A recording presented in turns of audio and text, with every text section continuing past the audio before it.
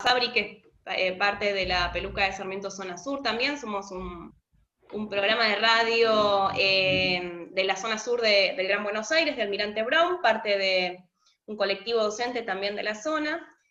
Nuestro objetivo con la Peluca de Sarmiento Zona Sur es, bueno, comunicar cuestiones que tienen que ver con la educación, con la comunidad educativa, con los barrios, con lo que pasa en nuestras escuelas, en nuestros barrios, desde una mirada diferente, más local, desde una mirada desde los protagonistas, les protagonistas de la educación. Así que hoy nos sumamos a este Zoom para la segunda MOCA virtual que estamos llevando adelante, y nosotros, bueno, como educadores, decidimos trabajar un poquito la cuestión de la ley de ESI, que en nuestro país tiene más de 10 años ya,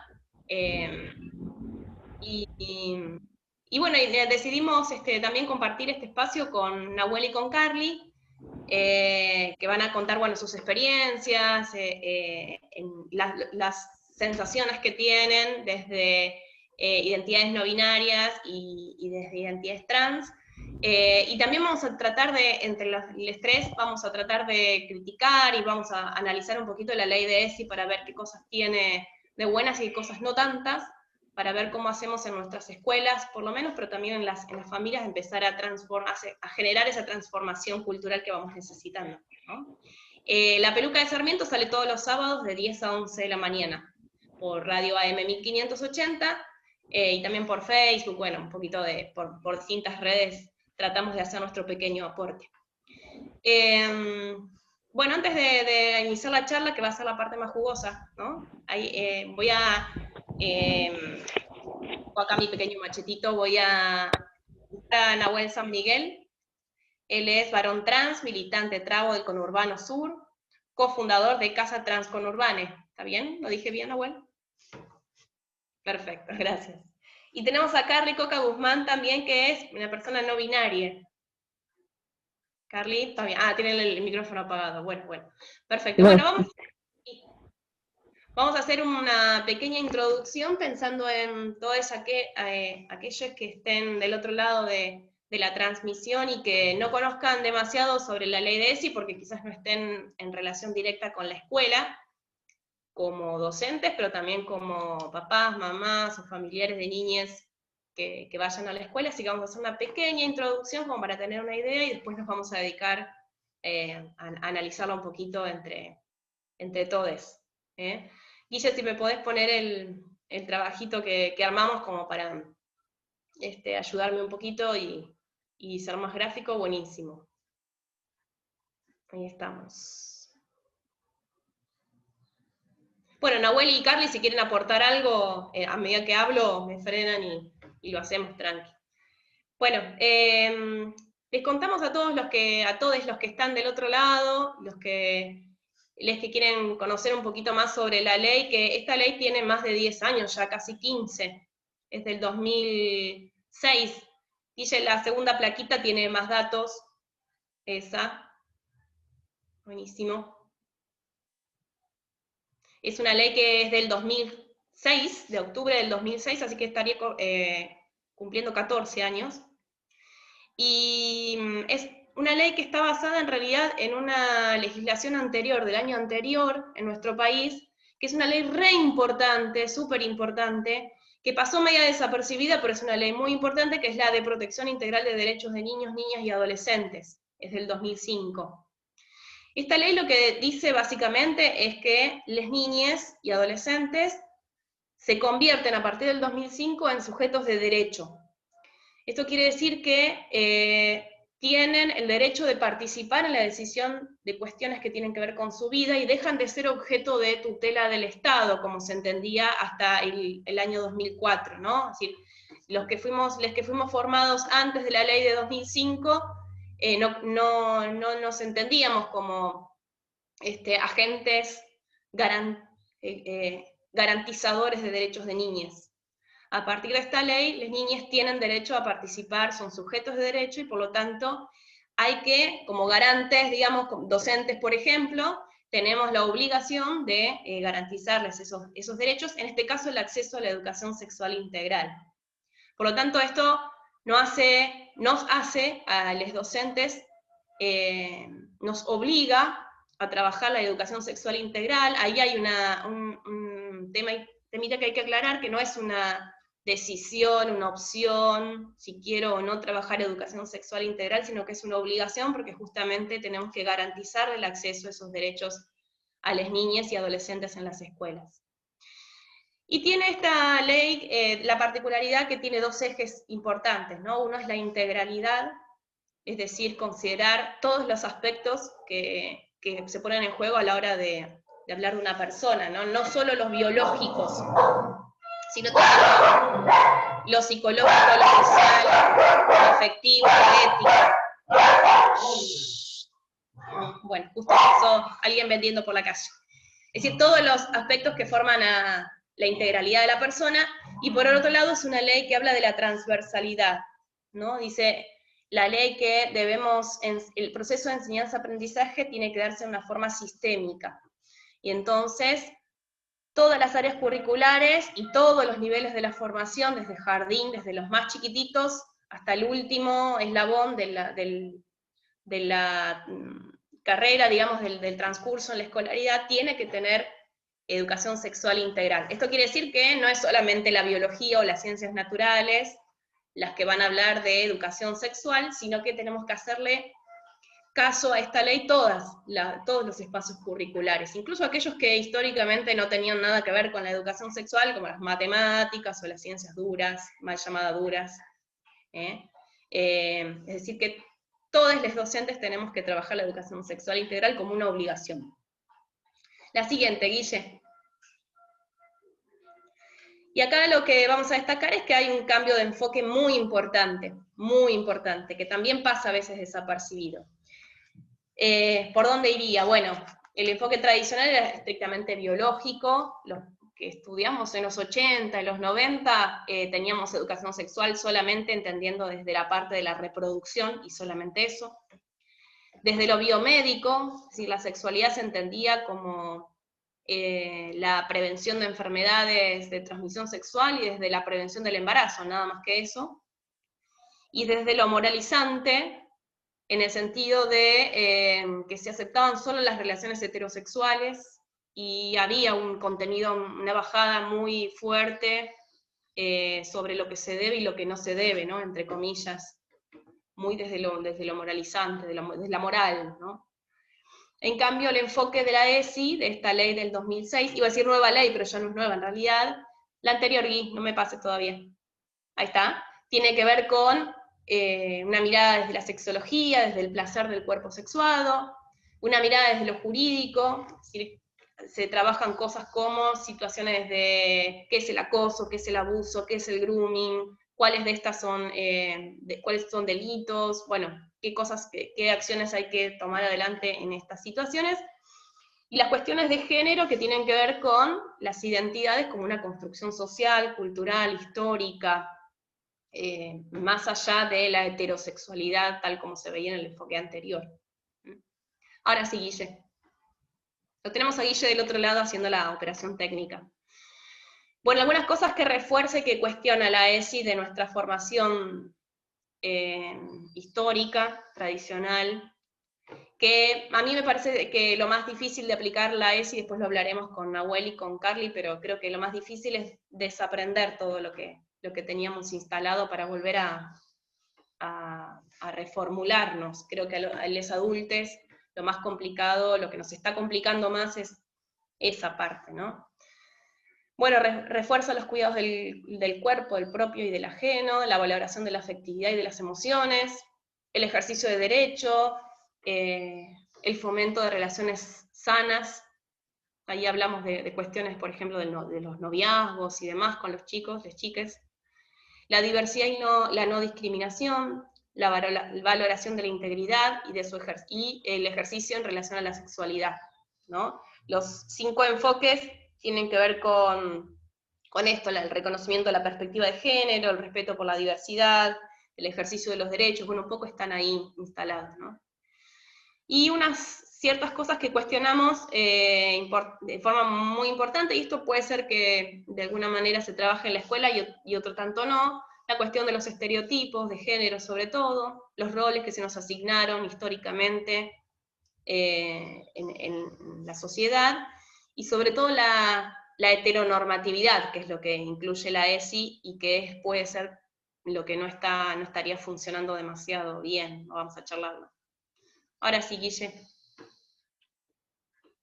Bueno, hay un soporte muy importante legal, un marco normativo bastante amplio que nos, como decíamos, ¿no?, nos obliga y nos ampara en el trabajo docente con la ESI. Ahí lo que hicimos fue poner algunas leyes, las más básicas, pero hay un montón de resoluciones del Consejo Federal de Educación, leyes nacionales,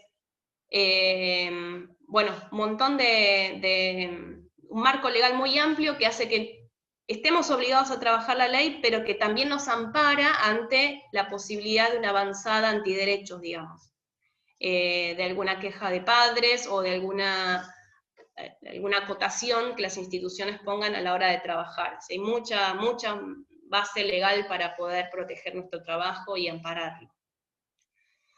Y por último, Guille,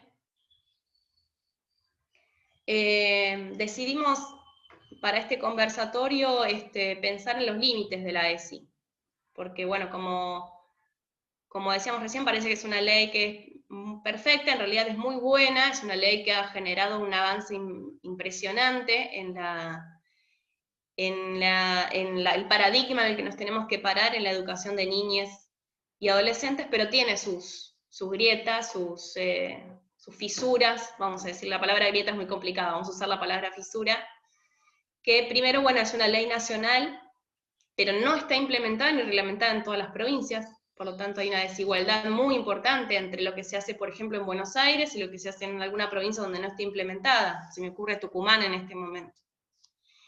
Por lo tanto, hay una desigualdad muy importante dentro del territorio nacional, a pesar de que sea una ley nacional. La segunda crítica que le hacemos es que cada institución puede adaptar los contenidos a su ideario institucional. Y eso en parte genera que, por ejemplo, algunas escuelas confesionales o ligadas a las religiones puedan llegar a cercenar el acceso a cierta información. Y de alguna manera entra en contradicción con lo que decíamos antes, porque en realidad los docentes tenemos que garantizar el acceso a toda la información. Y ahí hay un choque de intereses importante. El tercer punto que incluimos es que sostiene todavía el binarismo, que es un poco el eje de la charla de hoy, ¿no? No contempla los cuerpos, yo puse los cuerpos trans ahí, pero también hay que hablar de todas las identidades no binarias que están ausentes básicamente en esta ley. Hay que perdonarle a la ley algo, que es que la ley de identidad de género es posterior a la de ESI. Por lo tanto, cuando se redacta esta ley, la ley de identidad de género no existía todavía. Por eso necesitamos hacer una crítica y una revisión. Y por último, bueno, que un poquito lo que hablábamos hace un ratito entre nosotros fuera de la transmisión, es que falta mucha capacitación docente, fue muy limitada, que eso condiciona mucho la aplicación plena en nuestras escuelas, jardines, instituciones en general de la ley de educación sexual integral. No siempre llega a todos, ni de la manera en que debería llegar, y ese es uno de los grandes problemas que estamos teniendo en la escuela. Así que bueno, otra vez la bueno, así que un poquito en líneas generales la ley es esto, lo que tenemos hoy, y vamos a tratar con Nahuel y con Carly, nuestros invitadas a la charla, de analizar y contar, primero conocer un poco las experiencias de vida de cada uno de ustedes, que dentro de esta cultura que todavía tiene muy instalado la cuestión binaria, imagino que no es sencillo, digamos, ser una persona diferente, vamos a decirlo así. No sé, Nahuel, Carly, ¿quién quiere empezar a presentarse, a contar un poco su experiencia? Nahuel. ¿Te parece bien empezar vos, Carly? Carly, dale. Tenés que sacar el micrófono. Ahí está, ven. Perdón. Sí, normal. Bueno, yo en realidad yo me identifico como no binaria, pero digamos que en mi proceso yo nací con pene y digamos que producto de eso se me sociabilizó como varón, ¿no? Desde muy pequeña. prácticamente, o sea, me compraban ropa y me compraban todo referido al género masculino. Y cuando llegué al nido, me di cuenta de que no encajaba con los demás niños, porque no, es que en realidad sentía que tanto a nivel físico como a nivel emocional, eh, yo ya me sentía que no, o sea, que no me gustaba tener ninguna de esas características que tenían los demás niños. O sea, empezando por el cabello corto, la dureza, la firmeza, la tosquedad, su lenguaje incluso. Muchos de los niños, me acuerdo que desde muy temprano decían ya lisuras, insultos, y a mí me costaba, ¿no? Y a mí me criticaban mucho porque yo no decía, o sea, no decía malas palabras, ni siquiera delante de ellos, ¿no? Como si tuviera que hacerlo. También en la época escolar me obligaba mucho a jugar con los niños, fútbol, y yo, digamos que lo intenté, pero digamos que, bueno, yo también tenía un problema de asma y producto de eso, pues no podía hacer mucho ejercicio porque me cansaba, o sea, me agitaba, o sea, pasando 5 minutos ya me agitaba, era como si el aire me faltara, pero aún así me obligaban, ¿no? O si no lo hacían, me hacían sentir como que culpable por no jugar, no prácticamente, ¿no? O sea, yo me sentía como que interiorizaba, me sentía culpable por no hacer lo que los demás chicos estaban haciendo. Y digamos que todo eso esa experiencia fue durante toda mi etapa escolar, o sea, primaria y secundaria. También habían psicólogos, pero digamos que en, en mi proceso, pues, en realidad nunca, o sea, sentía que los psicólogos en realidad no atendían el tema del enfoque de género, de la identidad. eh, Supongo que sospechaban, ¿no? Algo, ¿no? Pero como que, o sea, yo tampoco me atrevía a decir, no, soy así, porque obviamente me daba miedo a sentirme como que juzgada, rechazada, ¿no?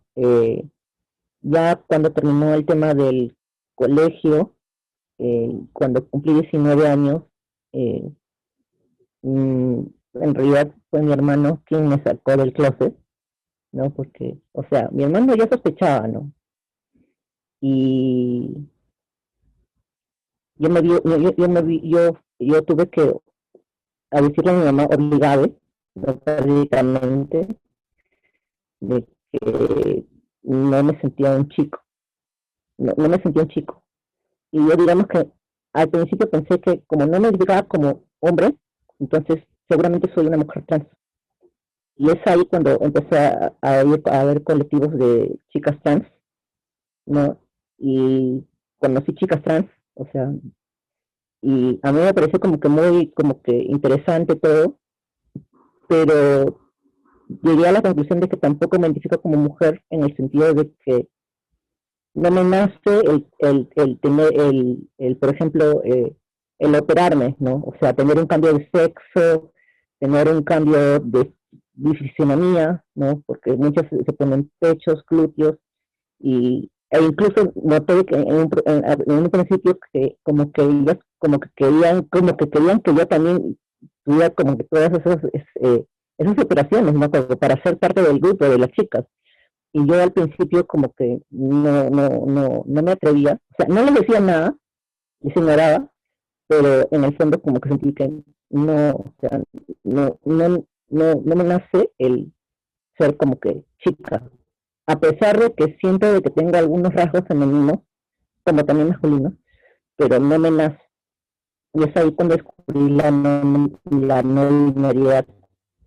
Después conocí el lenguaje inclusivo, y a partir del lenguaje inclusivo es que me visibilizo como persona no binaria, en el sentido de que a nivel tanto plural como singular, me refiero a mí misma como ella, ¿no? Como ella.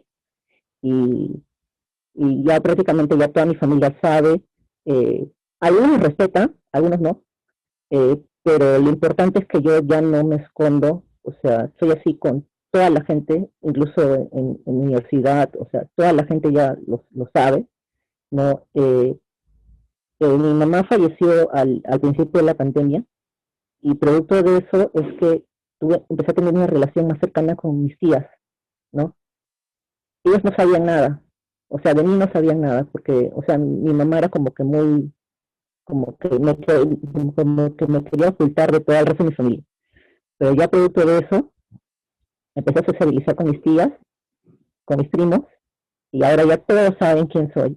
Incluso creo que ya lo sospechaban ya, porque, o sea, ya lo sospechaban porque me conocen muy bien, ¿no? Pero digamos que ya producto de eso ya me siento como una persona más libre en el sentido de que me manifiesto tal cual soy y nada, solamente eso. Gracias.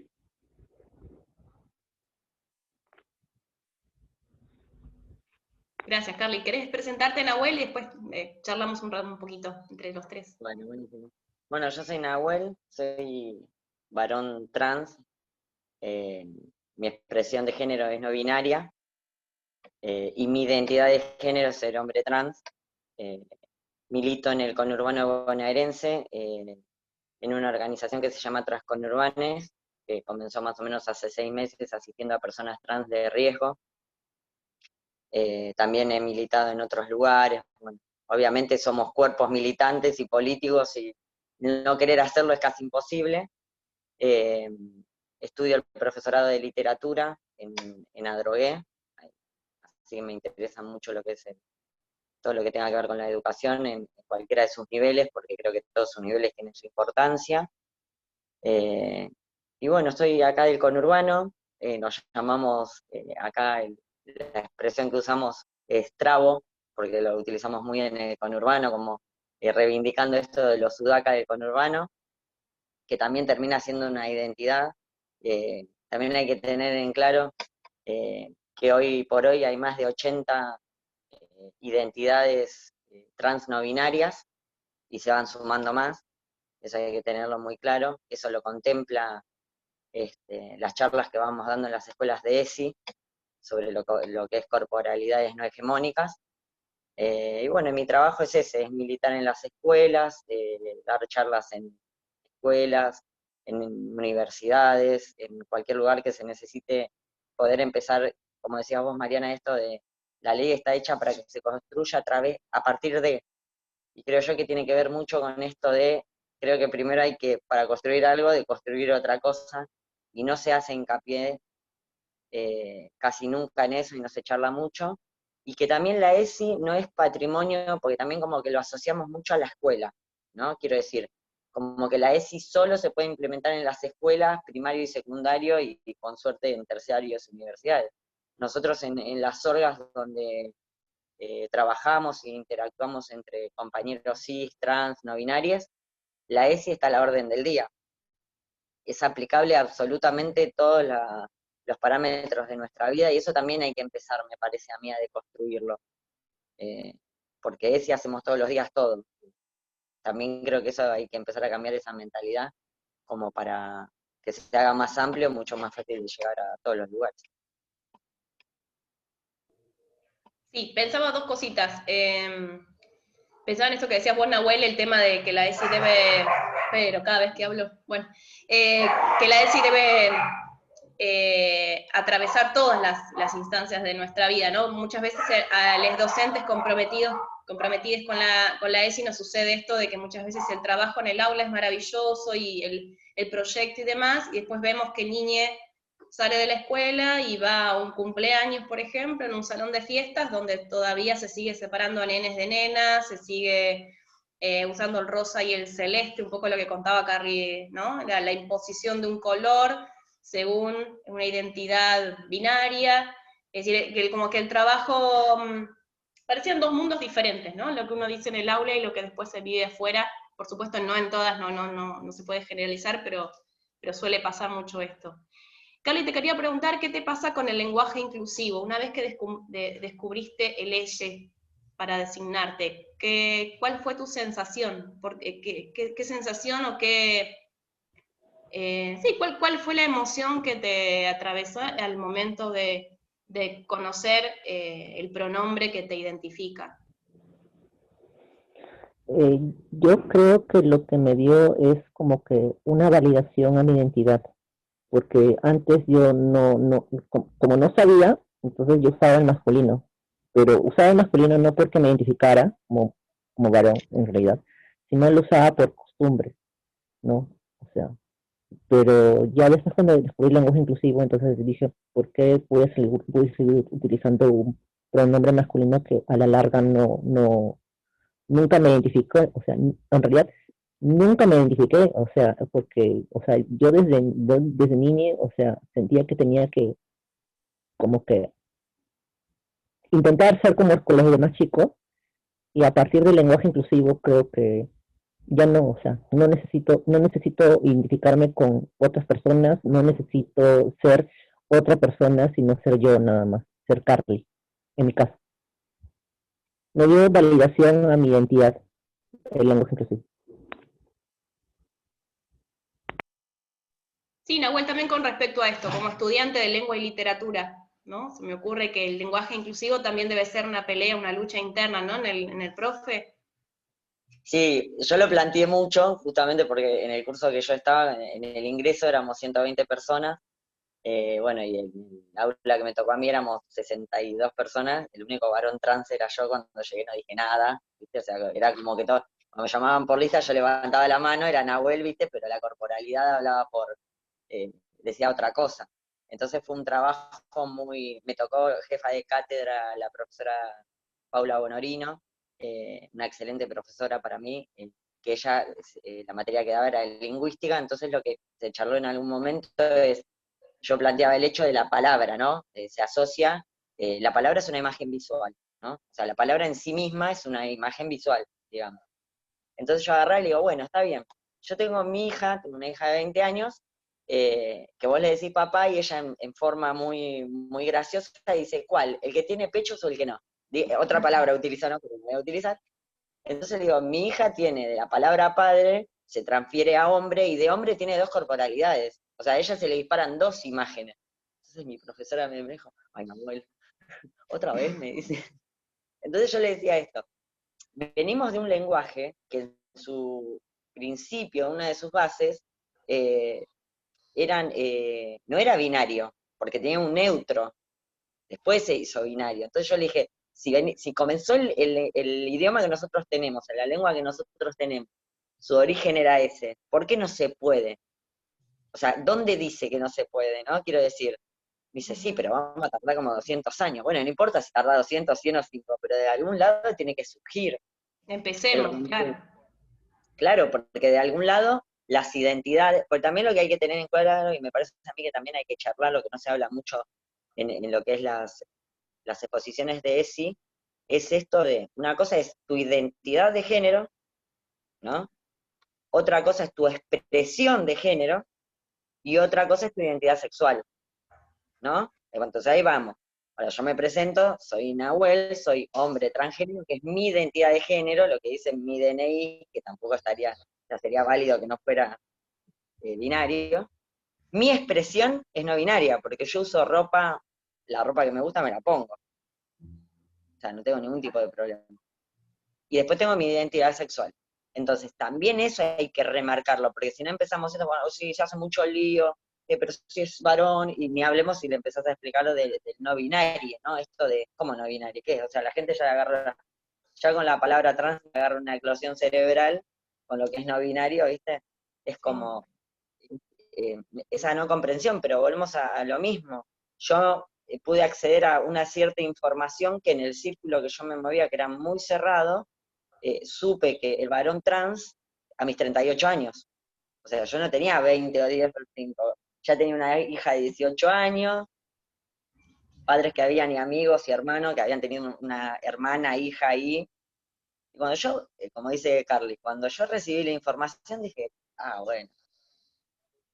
Entonces, no es que no se pueda, nadie dice que es fácil, lleva todo su proceso. Yo hace más o menos 4 o 5 años que estoy pero empecé a militar y empecé a trabajarlo desde otro lugar, pero el acompañamiento, porque tampoco hace hincapié en las escuelas el acompañamiento a los padres, ¿no? Porque es decir, está bien, la escuela se trata de los niños, los adolescentes, pero también atrás de eso, esa impronta que se niega, ¿dónde tiene el apoyo? Claro. O sea, va a empezar a negar porque claramente todos en nuestra zona de confort no la queremos modificar, porque si nuestro niño no es niña ni niño, o su corporalidad me está diciendo que si tiene vagina es una nena, pero él está diciendo que no, que es un varón, lo que está por detrás del niño, o la niña o el niño, ¿qué información? ¿De dónde la saca? Entonces las escuelas también tendrán que tener estos lugares donde, por ejemplo, existe MUNAI, que son papás de niñas trans no binarias y adolescentes. Este tipo de información tiene que empezar a circular, porque los padres también necesitan tener información, comprender, porque su ilusión, entre comillas, que también es esta construcción tan patriarcal y machista y hegemónica, porque termina siendo eso, de que sus hijos o hijas sean de una forma X y no van a sufrir porque el afuera no los va a querer. Entonces, no se contempla esto de lugares o que la misma institución los pueda contener o tal vez, aunque sea darles una ayuda para. Es una ley que está muy bien redactada, muy bien hecha, después otras leyes que han venido mucho después se han trabajado y se han implementado y han sido complementarias con la ley de ESI, pero volvemos a lo mismo, hay una afuera dentro de lo que es la institución escolar. Claro.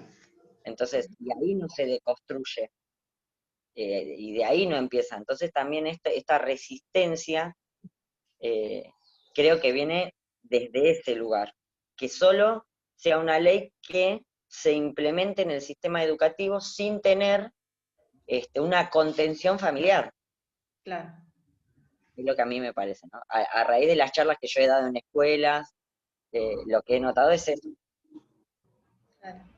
Sí, estoy pensando en las experiencias, siempre, como decíamos al principio, siempre me llevo a la escuela, pero en realidad hay que tratar de llevarla a todos los lugares, ¿no? Estoy pensando en una de las críticas que hacíamos en la poca formación que tenemos los docentes en esto, y en otra cosa que refuerza un poco mi idea interior. Ustedes hicieron una deconstrucción a lo largo de su vida, Carly, diciendo, bueno, yo no me identificaba ni con los varones, ni con las chicas, ni yo no era, y vos decís, bueno, recién a los 38 años entendí que, ¿no?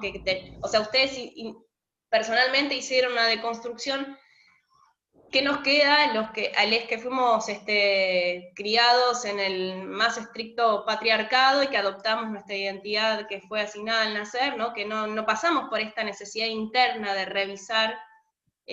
Por eso digo, es un trabajo doblemente complejo, ¿no? El primero, deconstruirse, conocer, informar, como decís vos, Nahuel, ¿no? La poca información que circula también. Imagino también, habría que chequearlo, pero creo que los equipos de orientación en las escuelas tampoco deben tener una formación como para poder contener a las familias, a las niñas en estas situaciones. Es decir, es una situación que sucede, pero que no hay una base para contener a esa persona y para poder deconstruir toda una base cultural que es milenaria y que llegó el momento de empezar a romper, ¿no? Y empezar a instalar. Las leyes ayudan, pero no hacen el trabajo diariamente, me parece, ¿no? Por lo que estoy sintiendo en este momento.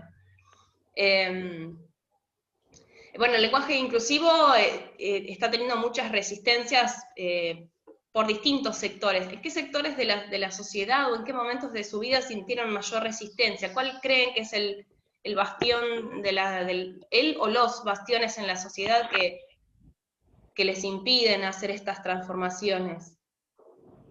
Pregunto si no tienen respuesta, no sé, se me ocurre ahora esta pregunta. No, en realidad, cuando yo conocí el lenguaje inclusivo, no me extrañó para nada que tuviera resistencia, ¿ya? Porque, o sea, el que por sí, para un grupo todavía mayoritario de la sociedad, el alterar el lenguaje es como alterar como que su manera de ver el mundo. Y muchas de esas personas no consiguen el hecho de que me estás obligando a cambiar mi forma de hablar por una letra, no, me estás obligando, o sea, esas personas creen que les estamos imponiendo. Y la verdad es que yo, no, a mí me da igual cómo esas personas hablen, la verdad. Eso, o sea, ellos son libres de hablar como ellos quieran, en masculino o en femenino o como quieran, pero en el caso del lenguaje inclusivo, yo, yo encontré resistencias en el sentido porque muchas personas tienen el concepto de que el lenguaje inclusivo solamente sirve para identificar hombres y mujeres, ¿no? En el sentido para agrupar tanto a varones como mujeres en un solo grupo, ¿no? Porque porque la O es machista en realidad. O sea, el lenguaje como tal como lo conocemos, con la O, todos, ellos, ¿no? Es como que muy patriarcal, muy machista. Y cuando yo hablo con la E, muchas personas se burlan o critican porque no consiguen el hecho de que pueda haber personas que no se identifiquen ni como varón ni como mujer, ¿no? O sea, muchas de esas personas dicen luchar por la igualdad, pero cuando les hablo yo o cuando les toco el tema del no binarismo, entonces como que muchas de esas personas terminan discriminando, terminan como que diciendo, no, tú solamente existe hombre y mujer, tú o eres uno o eres lo otro. No aceptan, no aceptan una tercera opción o hubo otras opciones, ¿no? Y entonces el rechazo, yo lo veo más que nada porque todavía hay gente que considera a las personas o a las identidades trans o a las identidades no binarias como personas que no somos normales. O sea, la verdad es que no nos consideran personas normales, la verdad. No nos consideran personas que tenemos algún tipo de discapacidad mental o que tenemos algún trauma. Desde mi vivencia yo noto eso, o sea no nos consideran personas, no nos consideran al mismo nivel que las personas cis heterosexuales. No, ustedes tienen algún tipo de trauma, no son normales.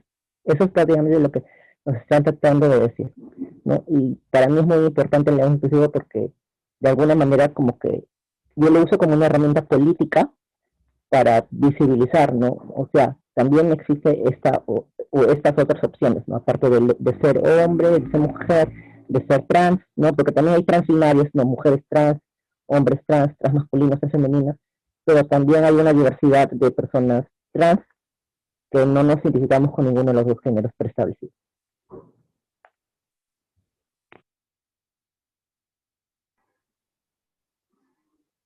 Sí, el tema del lenguaje es un tema que tiene mucha resistencia desde muchos espacios, me parece a mí, no sé si coinciden, desde el desconocimiento inicialmente, no sé, muchas de las personas que, a mí me cuesta mucho el lenguaje inclusivo, pero porque, nada, son tantos años de hablar de otra manera que me cuesta mucho instalar, no tengo problemas al usarlo, sí al aplicarlo, digamos, ¿no? Pero hay mucha gente que creo que desde el desconocimiento, esto que está contando Carly, ¿no? Esto del no aceptar que hay muchas personas que no son ni varones ni mujeres, ¿no? Y que merecen un pronombre y que se identifican con ese pronombre. El pronombre tiene que existir y tiene que estar en el lenguaje instalado. Pero también hay una resistencia que tiene que ver mucho desde quizás religiones que, no pienso en algunas escuelas religiosas o ciertas religiones en algunos barrios muy instaladas que han llevado adelante o están con la bandera de no solamente del rechazo, sino del anti, ¿no? Hay un montón de temas en realidad, entre ellos el lenguaje inclusivo, creo que hay una lucha, realmente es una resistencia muy fuerte la que tenemos que traspasar. Pienso siempre en el aula y recuerdo a los debates con mis estudiantes en ese sentido, ¿no? Me quedé pensando, Carly, con lo que contabas recién, el tema de tratarte como una persona como si no fueras una persona normal. Eso me genera mucho, ¿no? Mucho dolor, me parece, que piensen que hay una cuestión psicológica dentro de una persona que en realidad es absolutamente normal. ¿Han tenido alguna experiencia? Bueno, vos, Carly, contaste que tuviste visitas con psicólogos, ¿no? Como si lo necesitaras, como Psiquiatras, si tuvieras que arreglar psiquiatras algo en también. vos. Psiquiatras, Psiquiatras, psiquiatras, claro. psiquiatras. Medicinas, o sea, psiquiatras. ¿Desde tu familia? Sí, Digamos, desde el empuje de sí, tu sí, familia. sí, Ajá, a mi mamá al día siguiente que le dije, me llevó al psiquiatra. claro, Y el claro. psiquiatra le dijo que era normal, que no tenía nada. Ah, Que era algo que yo ya me suponía, pero digamos que mi mamá también lo escuchó. Y algo interesante que ocurrió también esa vez, que cuando mi mamá me llevó al psiquiatra, o sea, estamos en la sala de espera y mi mamá, justamente se sentó una señora a su costado, ¿no? Éramos mi mamá, yo y una señora ahí sentados al costado, y mi mamá empezó a hablar con esa señora. Y de repente, esa señora me vio a mí y le dice a mi mamá, ay, pero qué linda niña, ¿cómo se llama su hija? ¿No? O sea, me mencionó a mí. Y mi mamá le dijo, ah, no, no es niña, o sea, me dijo mi nombre masculino, no me trató como niño, ¿no? O sea, y a mí me dio como con desgracia, porque ya, o sea, a mí ya me había pasado antes, pero digamos que mi mamá era testigo ya por fin, de que hay gente de que no me va a asumir como ella cree que me va a asumir, ¿no? Y al final sucedió como que una especie de conflicto ahí, como que la señora como que o sea, como que no entendió, pero ya justamente para ese momento ya, no, ya el psiquiatra nos llamó a nosotros y ya la abandonamos a la señora y normal. Sí. Estaba pensando también en otro tema que se suele trabajar en la ESI, que es la cuestión de las familias, ¿no? De los modelos de familia. Me parece que también es otro tema que tenemos que empezar a reforzar, ¿no? Que no sé qué opinan con respecto a eso, cuánto trabajo se ha hecho, cuánto falta, ¿no? Los modelos de familia se han modificado muchísimo, el papá, mamá, nena y nena, como formaron los que tenemos 30 y pico, 40, ¿no? ¿Cómo ven ese tema en relación a, no sé, Nahuel, vos que andás por las escuelas, trabajando con los pibes en las escuelas, ¿qué es lo que ves? Yo pienso que, escuchándolo a Carly, tiene que ver esto también que decís vos, mucho con la palabra, ¿no? Cómo nos nombramos, cómo hablamos de nosotros, porque crea eso una subjetividad, ¿no? O sea, la palabra crea una subjetividad.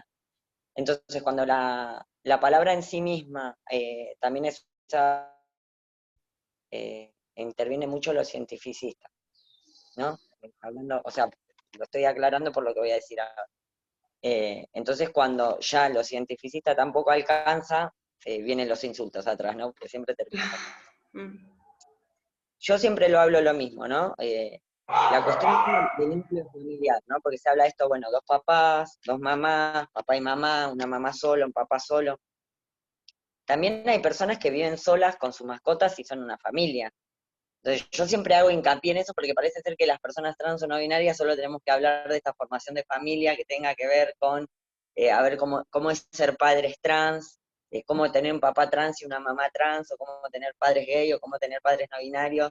Entonces también cómo vamos limitando sin darnos cuenta por querer ocupar nuestros propios espacios que nunca tuvimos, el limitar e invisibilizar al otro, porque acá viene lo de la deconstrucción que hablábamos anteriormente. O sea, la ley de ESI tiene una amplitud tan grande que es casi imposible que no interactúe en todo. Entonces acá viene cuánta deconstrucción tenemos del lugar en que vivimos.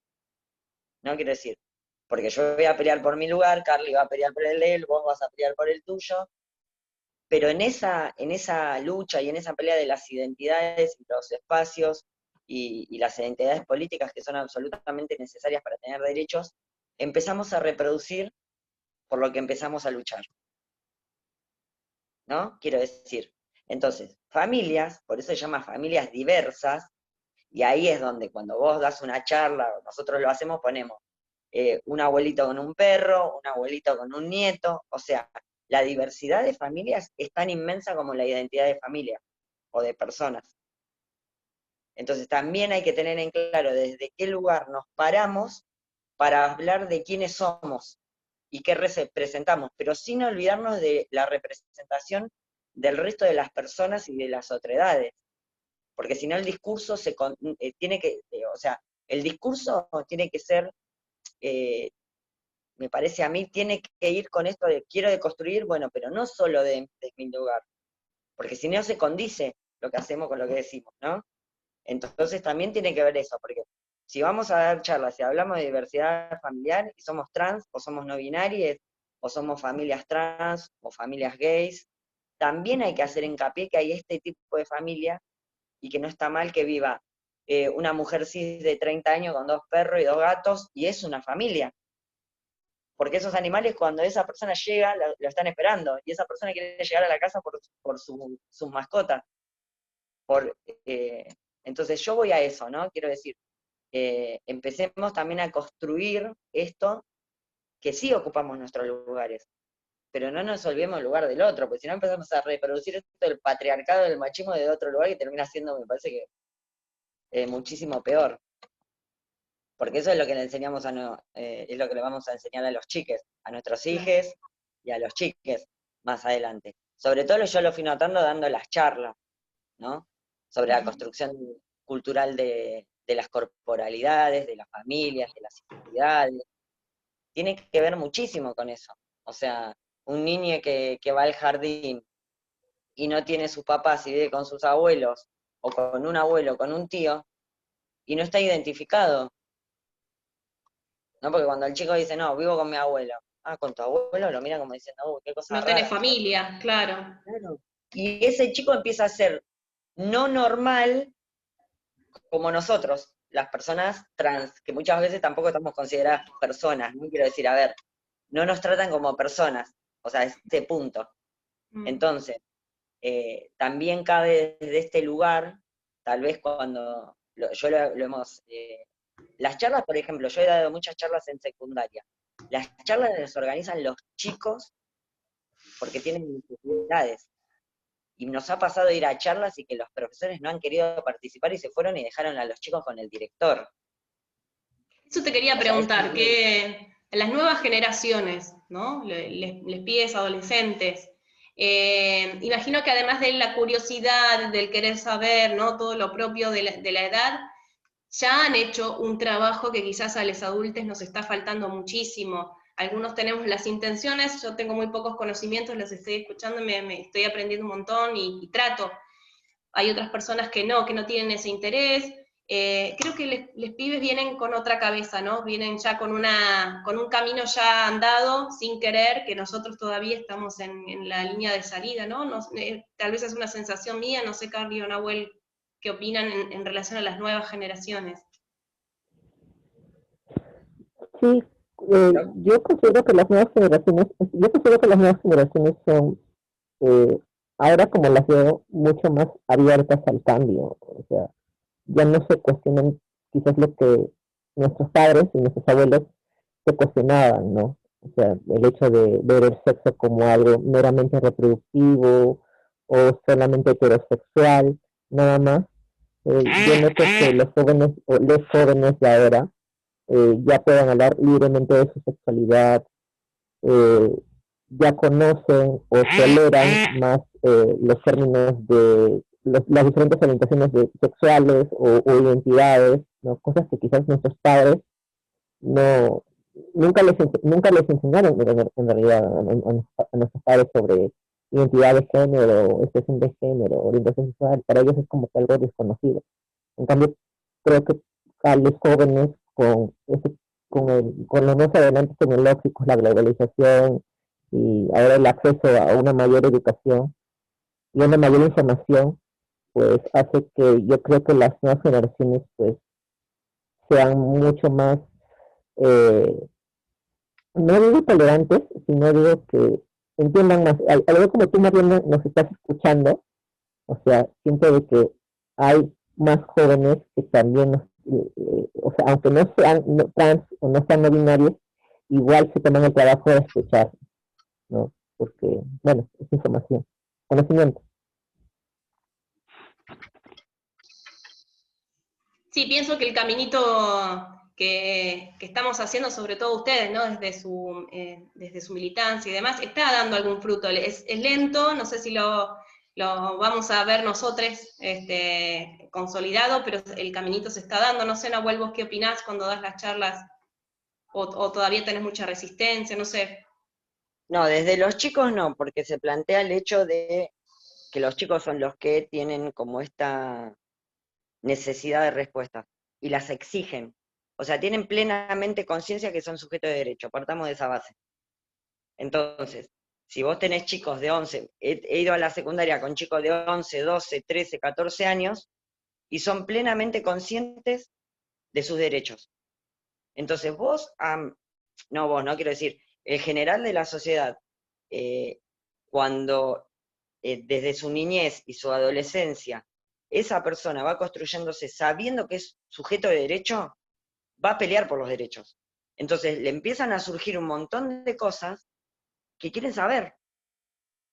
Quiero saber esto, como también quieren saber otras cosas, porque no solamente cuando nosotros le explicamos, le contamos o le decimos, empiezan a surgir un montón de cosas en esas charlas que a veces tienen que ver mucho con sus propias identidades o con lo que les pasa o con lo que no les gusta, pero después por ahí han salido disparadores de agarrar y decir, bueno, a ver, una vez estábamos en una charla y dos chicas decían, bueno, pero si nosotras dos somos pareja y hay violencia, ¿dónde hacemos una denuncia? Chicas de 13, 14 años estamos hablando, o sea, no estamos hablando de que tengan 18. Porque también esto de hablar, porque surgían también de hacer la violencia de género hegemónica, ¿no? Charla de ESI, violencia de género, sí, bueno, si el chico tiene esto, el otro, entonces surgió esto de, y pero si son dos varones o dos mujeres, ¿cómo hacen? O si son dos personas trans sin documentación nueva, ¿cómo hacen? O si son dos personas trans con su nueva identidad y su documento y van y sus corporalidades hablan de otra manera, esto te estoy hablando hace 2 años atrás. Entonces les surgían esos interrogantes. Y también lo que hay, y lo que tenemos que empezar a entender, que el conocimiento se crea desde todos los lugares, no solamente de un lugar academicista, ¿no? Porque a nosotros, muchos de los compas no tenemos títulos de nada, y nos tienen que estar llamando de universidades para que le contemos nuestras experiencias. Y nosotros formamos el conocimiento y no podemos acceder a ser dueños de ese conocimiento. ¿No? Quiero decir, es lo mismo que yo esté dando una charla acá, sea la Universidad X, sobre mi conocimiento alguien escribe, pero yo no puedo ser partícipe de ese conocimiento que creé. Y eso surgió en esto de que nosotros nos interpelábamos con lo que ellos nos decían, y nosotros decíamos, estamos creando conocimiento que ellos necesitan, pero nunca va a llegar desde nosotros. Después a través del tiempo hay mucha gente academicista trans, y está muy bueno, pero esto también de hablarlo de, por ejemplo, yo milito el conurbano. En el conurbano el conocimiento y nuestra subjetividad es otra. Y creamos lo que llamamos acá, como es los bachilleratos populares de las calles, ¿no? Quiero decir, a ver, creamos el conocimiento en la calle. Y nos tienen que estar llamando de escuelas, y siempre se arma desde algún profesor que es súper canchero, ¿no? Han pasado de un profesor que era de gimnasia. Y dale, y dale, y dale, hasta que él pudo, porque tenía un niño no binario, que después se identificó como varón trans, y él decía, o sea, tiene que saber, le tengo que poder, yo estoy acá para poder darle información, y tenía la mitad de la escuela en contra. Entonces, esto también a ver, no solamente porque soy profesor de biología tengo que dar eso, estamos hablando de un profesor de gimnasia, ¿no? Es decir, a ver, y nos ha Que se pasado con otro entendió que era profesor. como, claro, que se entendió como agente garantizador de derechos, claro, claro, claro, claro. Sí, Entonces, sí. cuando ellos comprenden que son sujetos de derecho, nosotros como adultos, tratando con ellos, vamos rompiendo esa construcción que teníamos, donde no éramos sujetos de derecho, porque nosotros cuando fuimos niñes no existía esto y no éramos sujetos de derecho, el Estado era dueño nuestro, entonces también lo vamos aprendiendo, y vamos construyendo el conocimiento con ellos. No es que nosotros vamos, le decimos y no. Pero eso está bueno. Vas a tener una generación dentro de 10 años que va a tener claro que tiene derechos. O sea, ya con eso, y tiene que ver Sí, con estas la preguntas, ESI. pienso en estas preguntas que te hacían, ¿qué pasa si somos dos chicas? Y también, ¿no? No sé, bueno, espera, tengo que averiguar, ¿no? Esta cosa de la construcción del conocimiento también la estamos dando desde este lugar, con Que les desde todos pibes, lugares, digamos. claro, surgió desde muchos lugares y por suerte la ley de género se me modificó y hoy hay ley de género y diversidades. Claro. Porque si no, yo iba a denunciar y pasaba como no sé, a ver, una cuestión familiar, ponele, ¿no? Una denuncia por violencia familiar. No, no es violencia, porque si no nunca voy a hacer estadística. Y si no soy Claro. estadística no tengo derecho. Claro. Y a raíz de esas cosas y muchas otras más, la ley de género, de violencia de género, se modificó a violencia de género y disidencia. Claro, claro, claro. Y tiene que ver mucho con esto del trabajo. Uno dice, no, la ESI, sí, esto tiene que ver con el trabajo de la ESI. Claro. Claro, claro. Voy a leer algunas preguntitas para que no se me escapen. Ay, perdón, Nahuel, te corté. No. Acá hay algunas preguntitas de algunas personas. Dice, frente a esos rechazos que afrontan, ¿consideran que son los propios miedos a repensarse como individuos? ¿Cómo lo tratan o resuelven? Entiendo que es frente a esos rechazos que estábamos comentando en un momento de la charla, creen que el rechazo viene por el miedo a repensarse de cada individuo, digamos. ¿Y cómo los tratan o resuelven? ¿Querés hablar vos primero, Carly? ¿Querés hablar vos primero? Yo pienso que tiene que ver, son miedos, claramente, ¿no? O sea, tenemos una construcción, esa construcción hay que romperla, y desde dónde se rompe, ¿no? Quiero decir, si alguien no se cambia de lugar, siempre vamos a creer que tenemos los mismos lugares. Claro. Que esto no quiere decir que porque eso pase, yo deje que me violenten, ¿no? Claramente. A ver, no tiene que ver con... Yo en ese aspecto soy una persona muy comprensiva, con mucha paciencia, pero también tengo esa limitación de agarrar y decir, bueno, no, a ver, una cosa es que lo deconstruyamos y otra cosa es que ya me estés faltando el respeto desde ese lugar. Pero todo tiene que ver con el miedo.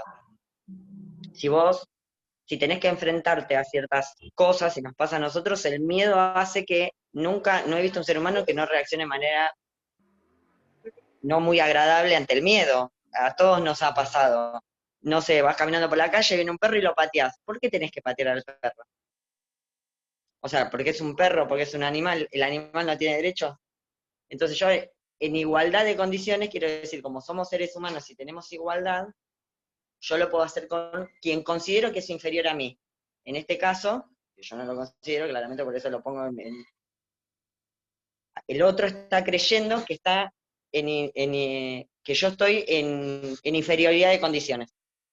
Por eso es la violencia, porque lo estoy corriendo de un lugar y no se quiere o tiene miedo o se interpelación entre su persona.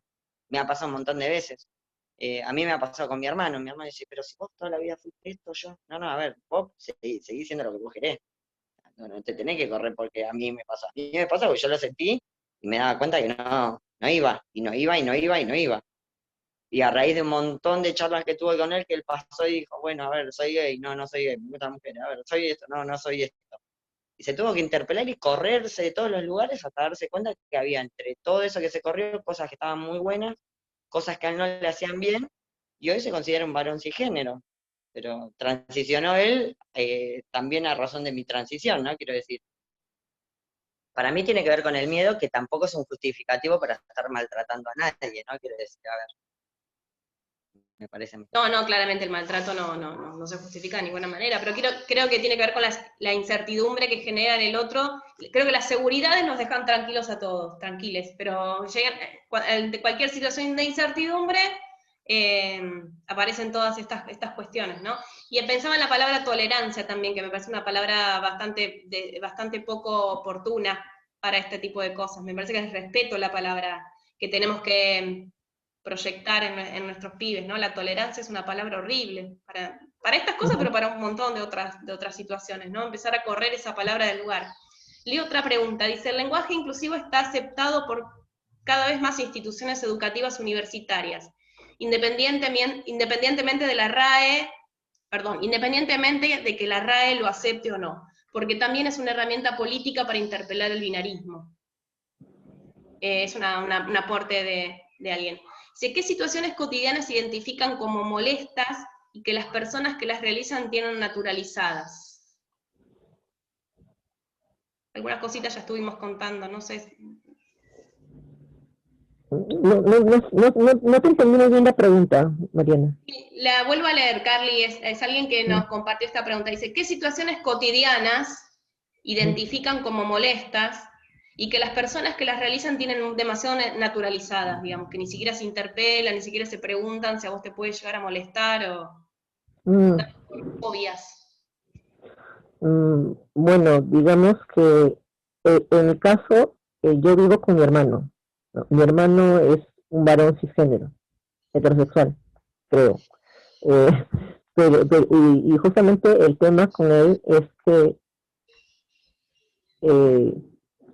él no acepta el lenguaje inclusivo, ¿no? Y es algo que a mí en un principio sí me molestaba mucho porque, o sea, es mi hermano, o sea, nos hemos criado juntos prácticamente.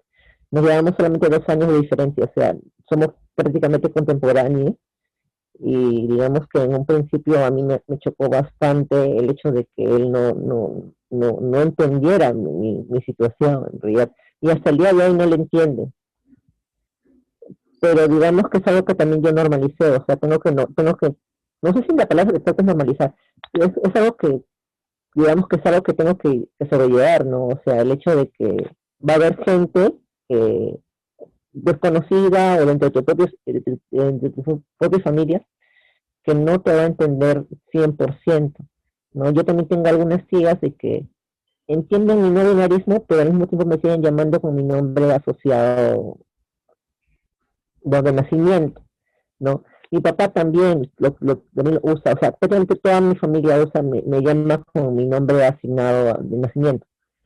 Y digamos que a mí, sí, la verdad es que sí me molesta, o sea, Claro. pero digamos que es algo que, pero es algo que tampoco les voy a imponer a ellos, ni tampoco me voy a enojar porque ellos me llamen, o sea, tampoco quiero que suene a imposición el hecho de que ellos hablen como, o me respeten mi identidad.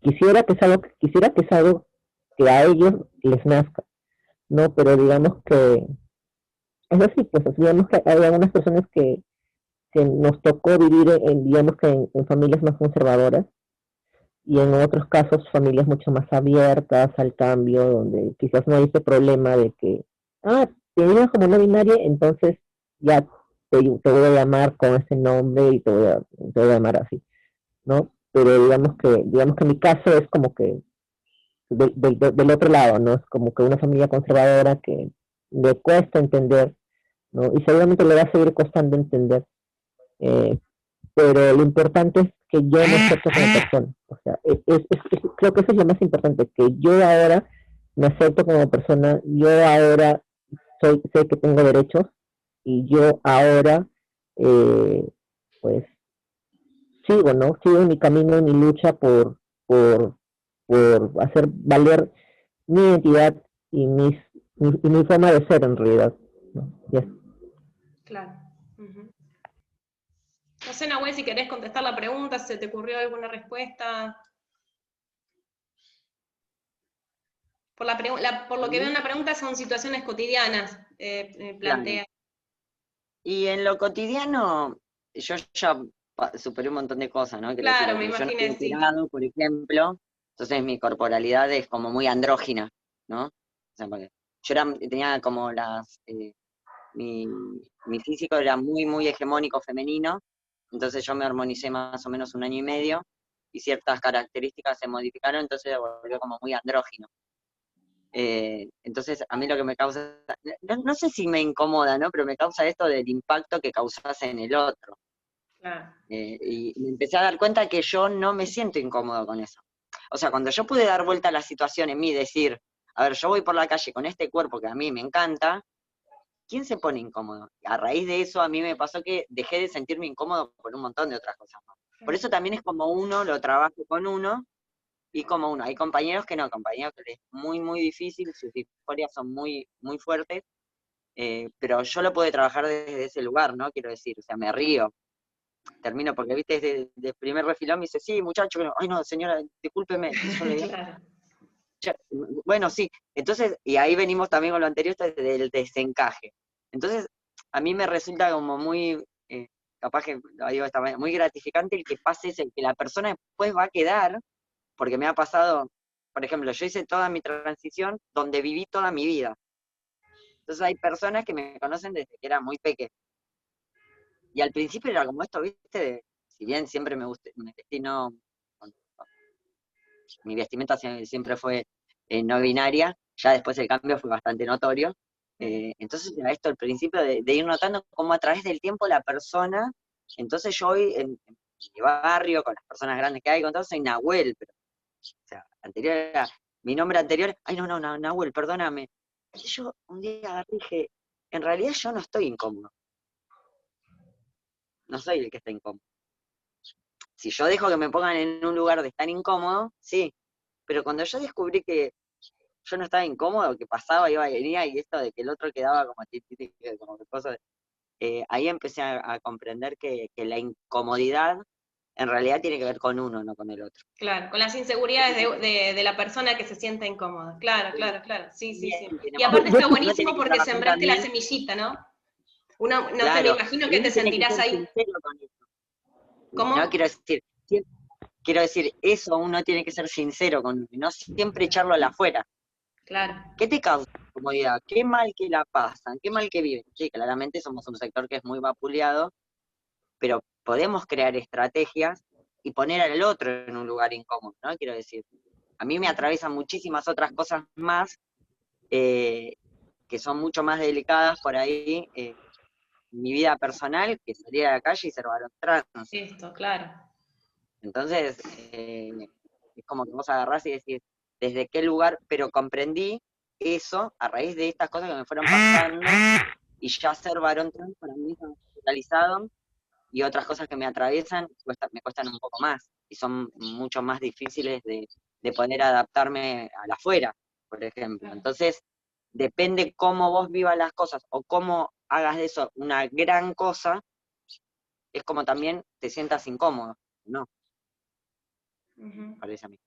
Claro, pensaba, como para ir cerrando, digamos, pensaba también en el trabajo que se hace desde la ESI con la cuestión del respeto, no solo por la persona del otro, sino por el cuerpo del otro, ¿no? Si ese trabajito se hace bien desde las niñeces, me parece que eso va a ser un camino allanado de aquí a muchos años en adelante, ¿no? No me importa, no tengo por qué opinar, no tengo por qué comentar sobre el otro, porque su cuerpo, ¿no? Este trabajito que sí se hace mucho en inicial, el respeto por el cuerpo del otro, que nos falta un montón todavía, pero que creo que en eso creo que estamos bien encaminadas, me parece. Como para ir cerrando y que no se haga muy largo, me está encantando la charla, pero bueno, vamos a ir cerrando. Estoy muy interesada, Nahuel, en tu militancia. ¿Qué tareas están haciendo desde tu espacio?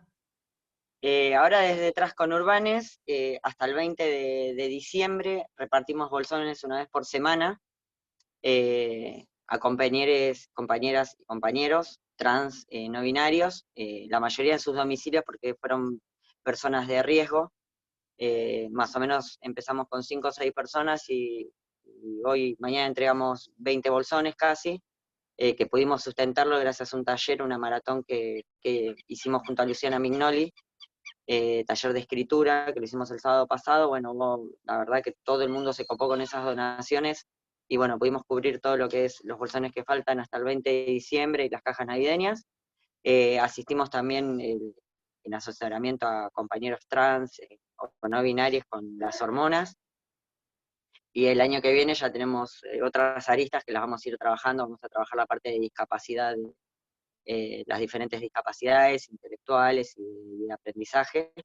Eso me atraviesa personal a mí, así que yo también decidí hablarlo en el taller y poder empezar a militar con eso, porque es algo que también me atraviesa, el que podamos, todas las personas, todas,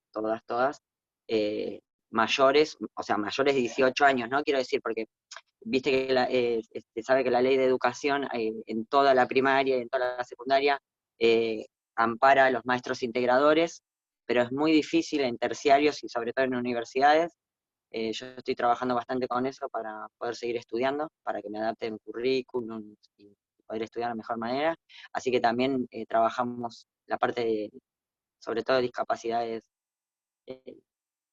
las que nos vayan surgiendo con los compañeros o con cualquier persona que venga, porque Transconurbanes, más allá de ser una orga que se fundó con 3 varones trans y una mujer cis lesbiana, atraviesa y decidimos que no queríamos tener esta cuestión también, esto de que yo te decía, de seguir reproduciendo, así que trabajamos con quien se acerque, pudiendo aunarnos entre todos, porque creo que esa es la manera. O sea, no hay una manera de que nosotros vayamos a hablar de nosotros, ¿no? Quiero decir, esto de los trans y no binarios tenemos que ir a hablar de nosotros.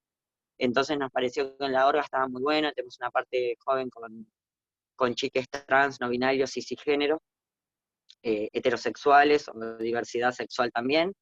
Decidimos, en eso participo con mi hija, trabajo con mi hija yo, así que muy contento. Y con compañeros de militancia de mucho tiempo, logramos el sueño este en el conurbano, sobre todo desde acá y creando conocimiento desde acá y ayuda desde acá.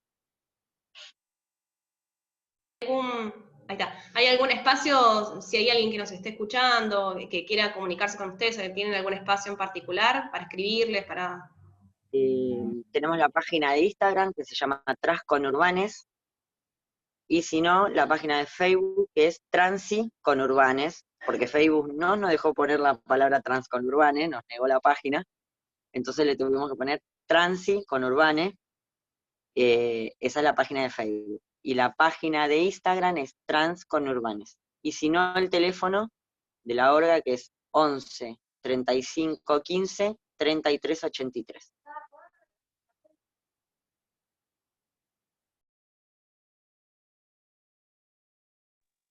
Bueno, a mí no se me ocurren más preguntas. Nada, yo les quiero agradecer porque aprendo un montón. Me considero una persona que sabe muy poco sobre el tema, pero que tiene ganas de aprender, así que aprendí un montón y yo les agradezco un montón. No sé si quieren aportar algo, comentar algo que tenían pensado y que no hemos charlado. No sé. No, no, bueno, yo estoy muy agradecido por el espacio, la verdad. Siento de que es muy importante hablar de esos temas, sobre todo para visibilizar y que otras y otros se sientan como que no se sientan que están soles, ¿no? Claro. Que hay personas también que de la diversidad sexual y de género que también estamos pasando por todo este trance, ¿no? De nuestra vivencia, ¿no? De nuestro sentir, ¿no? Y nada, o sea, yo agradecido. Lo único que sí, perdón que no les había dicho desde un principio, bueno, yo soy peruana, yo ahorita estoy en Lima, pero conozco gente de Argentina, conozco compañeros argentinos que, o sea, muy piola, y bueno, justamente por ellos que de alguna manera es que estoy acá en este espacio, y nada, y gracias. Sospechamos que eras peruana por la tonadita hermosa. Lo sospechamos, lo sospechamos. Bueno, no sé, Nahuel, si quieres agregar algo más.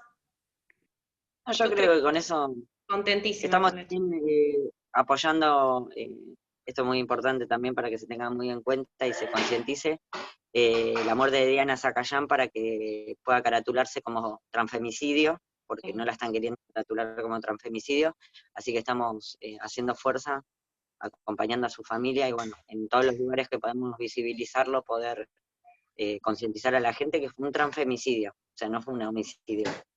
Sí. Y es una referente muy, muy importante para las personas trans, a las que le tenemos que agradecer un montón de cosas, y creo que vale la pena poder comentarlo en todos lados y concientizar a la gente de eso, porque también eso es violencia de género, es violencia a las personas trans, y que no se caratule como transfemicidio, creo que es una violencia epistemológica y de todas las maneras que la violencia se puede expresar. Creo que y no, es un colectivo que además de la violencia física casi cotidiana, ¿no? La violencia desde el sistema judicial, desde la violencia simbólica es también muy dura, es muy, muy terrible. Bueno, yo les quiero agradecer a los dos, les mando un abrazo grande, para mí fue un gustazo conocerles, bueno, ya estaremos compartiendo algún otro espacio. Yo un gusto, saludos a Carly, un gusto haber compartido el espacio con vos, compe, a ustedes que me convocaron, y bueno, un gusto. Y saludos Bueno, a un todos. abrazo. Beso grande. Chau, chau. Beso a ti, Nahuel, y a Mariana. Bye. Gracias.